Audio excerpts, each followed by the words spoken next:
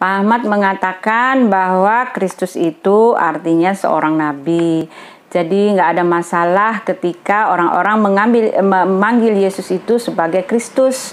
Karena Kristus itu konon kata Pak Ahmad adalah hanya sebagai seorang nabi. Nggak ada masalah dengan nama itu.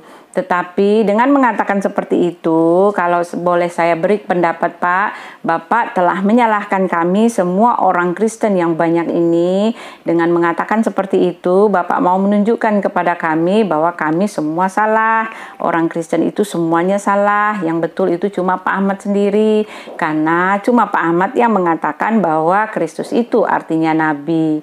Karena kami orang Kristen ini Pak, kami tidak berkata seperti itu. Kami mengatakan bahwa Kristus itu adalah Tuhan karena itu sesuai dengan Alkitab kami, sedangkan Bapak tidak sesuai dengan Alkitab kami. Alkitab kami mengatakan bahwa Kristus itu adalah Tuhan Pak.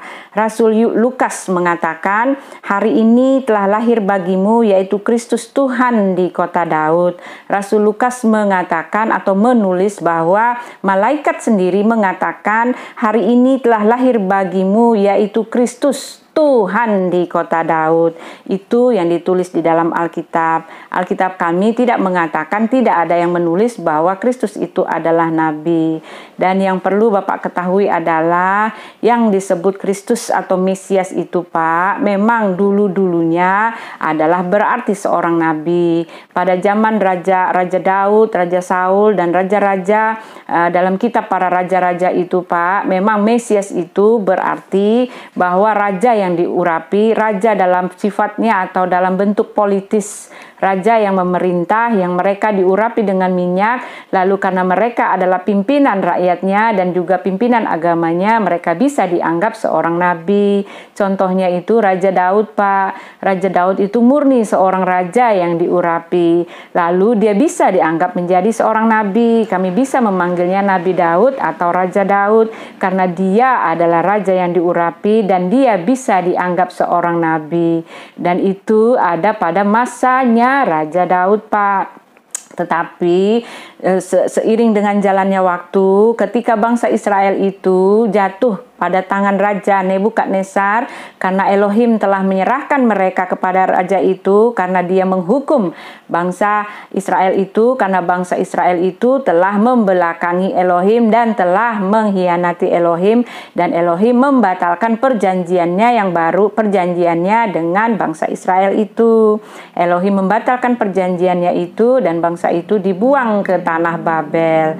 Dan di tanah Babel inilah Pak, bangsa itu dikumpulkan lagi satu demi satu dan bermunculanlah nabi-nabi yang baru. Nabi-nabi yang baru ini sama sekali tidak berkata bahwa Mesias atau Kristus itu artinya nabi atau raja yang diurapi yang bisa dianggap sebagai nabi. Itu sudah tidak berlaku lagi Pak. Itu sudah kadaluarsa. Karena nabi-nabi yang baru, khususnya Nabi Yesaya mengatakan Pak, bahwa Yahweh Elohim, Tuhannya orang Kristen itu, dia sendirilah yang akan datang ke dunia menjadi penebus dan juru selamat. Yahweh Elohim tidak akan mengirim duta, tidak akan mengirim utusan, tetapi dia sendiri yang akan menyelamatkan bangsanya atau menebus umatnya dengan dirinya sendiri.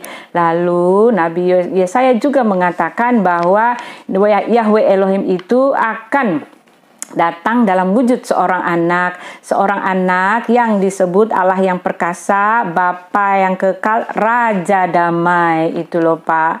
Jadi raja yang diurapi itu bukan lagi bersifat politis, tetapi raja penyelamat umatnya dari dosa mereka. Raja damai, raja di atas segala raja, raja yang adalah Tuhan sendiri, raja yang menjadi seorang anak yang akan menjadi raja damai. Itu loh Pak kesimpulannya. Jadi yang dimaksud dengan Mesias atau Kristus sekarang ini sama sekali tidak berarti seorang nabi atau raja yang diurapi, tetapi sekarang bersifat raja damai, raja penyelamat, raja yang adalah Tuhan sendiri yang datang ke dunia menyelamatkan umatnya, menebus umatnya dengan dirinya sendiri.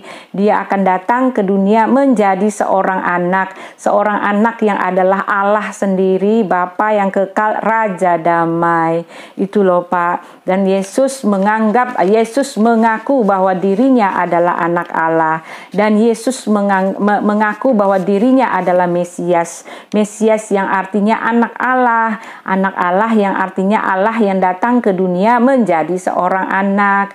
Yesus mengaku dirinya Kristus yang artinya Tuhan yang terlihat secara jasmani, Tuhan yang datang ke dunia menjadi seorang anak. Itu loh Pak.